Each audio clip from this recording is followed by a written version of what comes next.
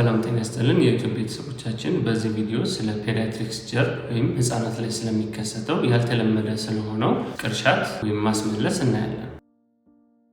ፔዲያትሪክስ ጀርም ወይም ህፃናት ላይ ያልተለመደ የሆነ ቅርሻት የሚከሰተው በታችኛው የምግብ ቧንቧ ጡንቻ ላይ ወይም ሎወር ኤሶፋጃል ስፊንክተር በሚባለው ላይ ችግር ሲኖር ነው። ይህ ጡንቻ ምግብ ወደ ሆድ ሲገባ ይከፈታል። ምግብ ወደ ሆድ ከገባ በኋላ ወደ ምግብ ቧንቧ ወይም ወደ ኤሶፋገስ እንዳይመለስ ተዘግቶ ይቆያል። ይህ ችግር እድሜያቸው ከ2 ዓመት በታች በሆኑ ህፃናቶች ላይ የተለመደ ሲሆን እድሜያቸው ከ2 ዓመት ሲያልፍ እየቀነሰ ይመጣል። በቁጥር ስናየው ይህ ችግር በመጀመሪያው ወራቶች ላይ እስከ 80% ሲደርስ 1 ዓመት ላይ ወደ 10% ይቀንሳል። ይህም የሆነበት ህፃናቱ እያደጉ በሄዱበት ጊዜ ከላይ የገለጽነው ሎወር ኤሶፋጃል ስፊንክተር ወይም የምግብ ቧንቧ ጡንቻ ያልነው እየጠነከረ ስለሚሄድ ነው። ነገር ግን ይህ ችግር ከ2 ዓመት በላይ ከቀጠለ ወይም በሳምንት ከ2 ጊዜ በላይ እየተመላለሰ ለወራቶች ከቆየ እንዲሁም ማስመለስ፣ ማሳል ወይም የመተንፈስ ችግር አምጥቶ ከመመገብ የሚከለክላቸው ከሆነ ይህ ያልተለመደ የሆነ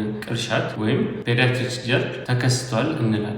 ለዚህ ችግር ተጋላጭ የሚያደርጉ ሁኔታዎችን ስናይ አንዳንድ ምግቦች በጡንቻው ላይ ወይም በሎወር ኤሶፋጃል ስፊንክተር ላይ ተጽዕኖ ያሳድራሉ። ለምሳሌ እንደ ቸኮሌት፣ ከፍተኛ ቅባት ያላቸው ምግቦች ጨጓራ ከፍተኛ የሆነ አሲድ እንዲያመርት በማድረግ ችግሩን እንዲባባስ ያደርጋሉ። በተጨማሪም እንደ ዳውን ሲንድሮም፣ የነርቭና የጡንቻ ችግሮች ወይም ኒውሮ ማስኩላር ዲስኦርደር ያለባቸው ህፃናቶች ላይ ችግሩ ይባስ የከፋ ነው። የዚህ ችግር የተለመዱ ምልክቶች እንደ ሆድ መንፋት፣ አለመብላት ወይም በምግብ ሰዓት መበሳጨት፣ የሆድ ህመም መኖር፣ ማስታወክ፣ ትንታ መኖር፣ በምሽት ሰዓት ላይ ማሳል፣ የጥርስ ሽፋን መበላሸት ወይም መበስበስ፣ የአፍ ጠረን መቀየር የተለመዱ ምልክቶች ናቸው። የዚህን ችግር ምልክቶች ለመቆጣጠር የሚረዱ አንዳንድ ምክሮች አሉ።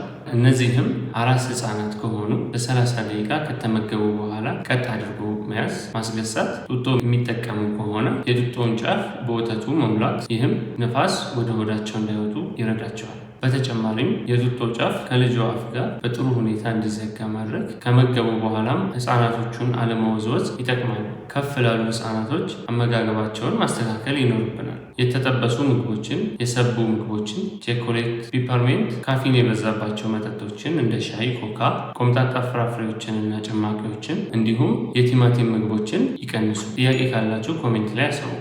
የዊኬር አፕሊኬሽንን ከፕሌይ ስቶር ላይ በማውረድ ሐኪሞችን ያማክሩ። አመሰግናለሁ።